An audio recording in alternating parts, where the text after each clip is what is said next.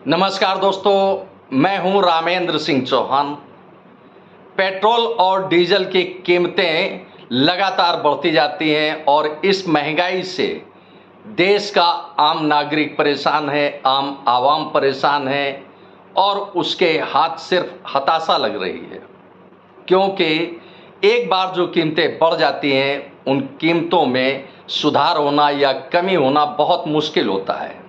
केंद्रीय सड़क परिवहन एवं राजमार्ग मंत्री नितिन गडकरी पेट्रोल और डीजल से भारत को मुक्ति दिलाना चाहते हैं। ऐसा वह कई बार अपने संबोधन में और कई बार अपने विचार व्यक्त करने समय इस बात का उल्लेख कर चुके हैं कि भारत में पेट्रोल और डीजल को वह खत्म करना चाहते हैं, उसका उपयोग शून्य करना चाहते हैं। किसानों को वह ऊर्जादाता बनाना चाहते हैं या उनकी इच्छा शक्ति दर्शाती है कि वह क्या करना चाहते हैं।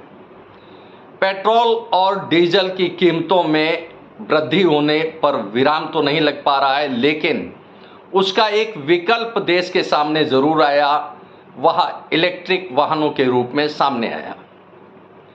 इलेक्ट्रिक बसें देश में चल रही हैं और इलेक्ट्रिक कारें भी हैं, स्कूटर मोटरसाइकिल भी इलेक्ट्रिक देखने को मिल रहे हैं।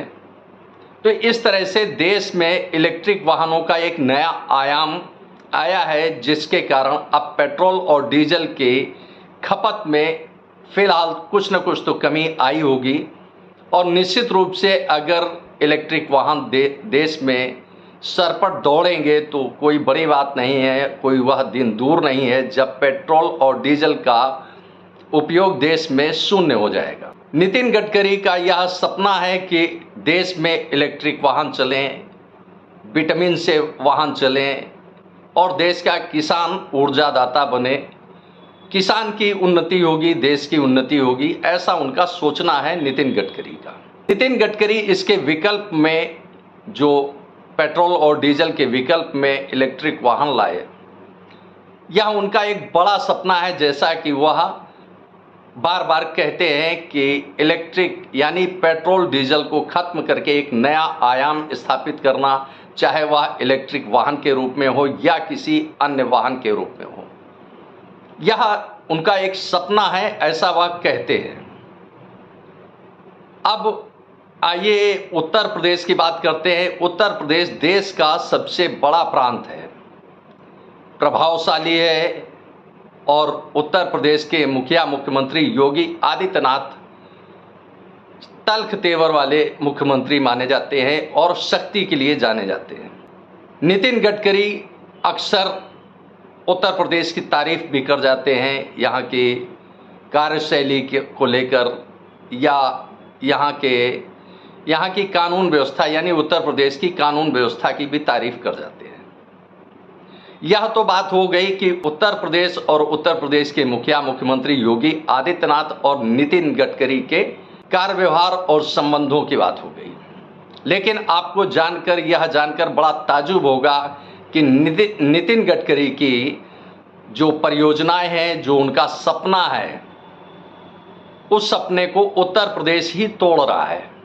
कैसे तोड़ रहा है, आइए इस पर एक नज़र डालते हैं, इस पर बात करते हैं कि आखिर नितिन गडकरी का सपना उत्तर प्रदेश में कैसे टूट रहा है। हिंदुजा ग्रुप उत्तर प्रदेश के औद्योगिक महानगर कानपुर के दौरे पर आया। हिंदुजा ग्रुप के इस दौरे में हिंदुजा ग्रुप के वरिष्ठ 1 दर्जन से अधिकारी कानपुर आए। इसके पीछे हिंदुजा ग्रुप का मकसद था कानपुर में इलेक्ट्रिक बस प्लांट लगाना।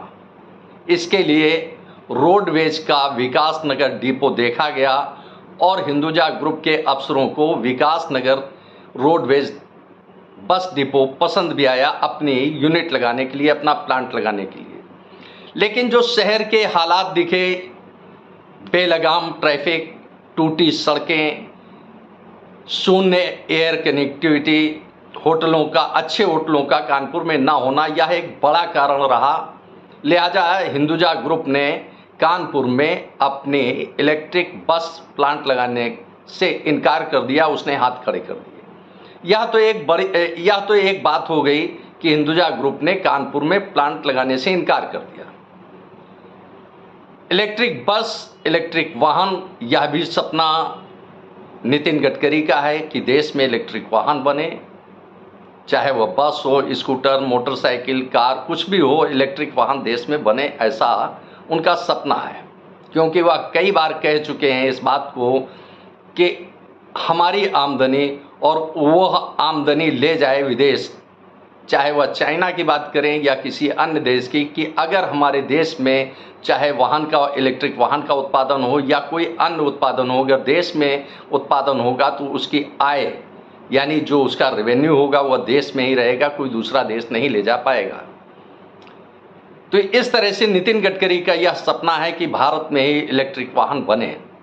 तो उत्तर प्रदेश में फिलहाल कानपुर में जिस तरह से हिंदुजा ग्रुप आने की तैयारी में था, अब उसने हाथ खड़े कर दिए, वह नहीं आने वाला है फिलहाल कानपुर।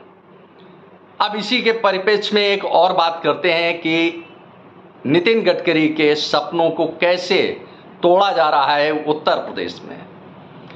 इलेक्ट्रिक बसें आई, इलेक्ट्रिक बसें कानपुर में चलने लगी। इन पर चाहे वह चालकों के प्रशिक्षण की बात हो या बसों के आवश्यक मेंटेनेंस की बात हो या सुरक्षात्मक उपाय हो। पिछले कुछ समय पहले कानपुर का एक अति व्यस्त चौराहा है झकरकटी चौराहा, टाट मिल चौराहा।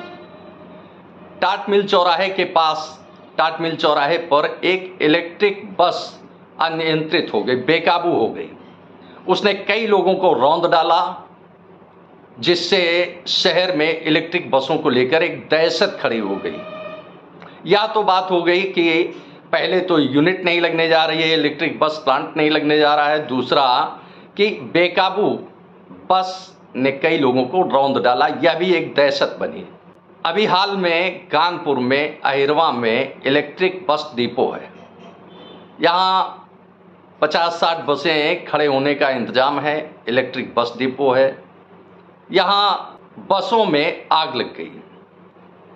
यह इलेक्ट्रिक बस थी जिसमें आग लगी और एक बस में आग लगने के बाद दूसरी तीसरी बस में आग लग गई। हालांकि उसके बाद आग और आगे बढ़ नहीं पाई।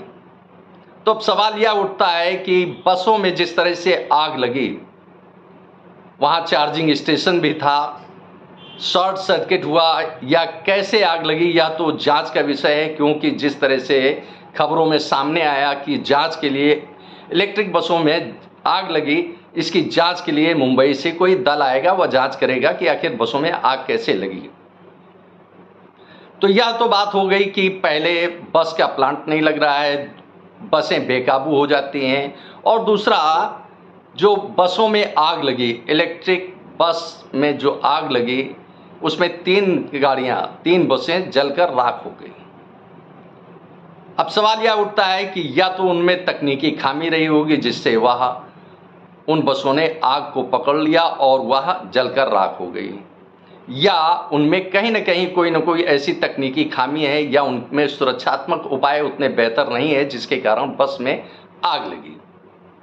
इतना सब होने के बाद अब एक भय सी स्थिति दिखती है कि बस बेकाबू भी हो सकती है। और बसों में, अगर यह बस डिपो में खड़ी थी और डिपो में आग लगी तो कोई जानहानि नहीं हुई, लेकिन अगर सड़क पर चलते समय इन बसों में, इलेक्ट्रिक बसों में अगर चलते समय आग लग जाए या शॉर्ट सर्किट हो जाए बस के अंदर, तो फिर जानलेवा साबित हो सकता है। जो पैसेंजर होंगे उनकी जान जा सकती है।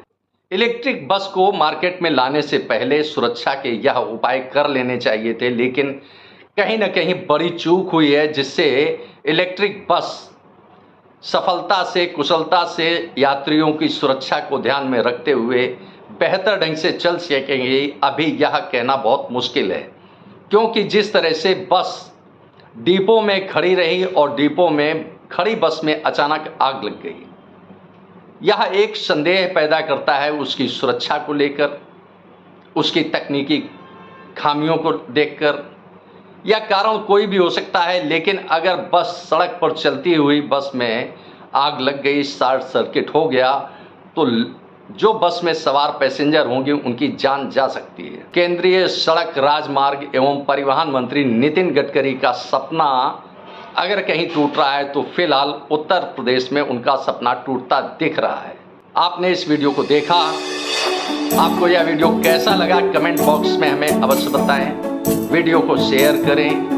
यदि आप हमारे चैनल पर नए हैं तो हमारे चैनल को सब्सक्राइब करें, जिससे हमारे आने वाले वीडियो, आने वाले नोटिफिकेशन आपको मिल सके। दोस्तों, वीडियो को लाइक करना ना भूलें। आप लाइक करते हैं तो हमारा प्रोत्साहन होता है, हमारा मोटिवेशन होता है।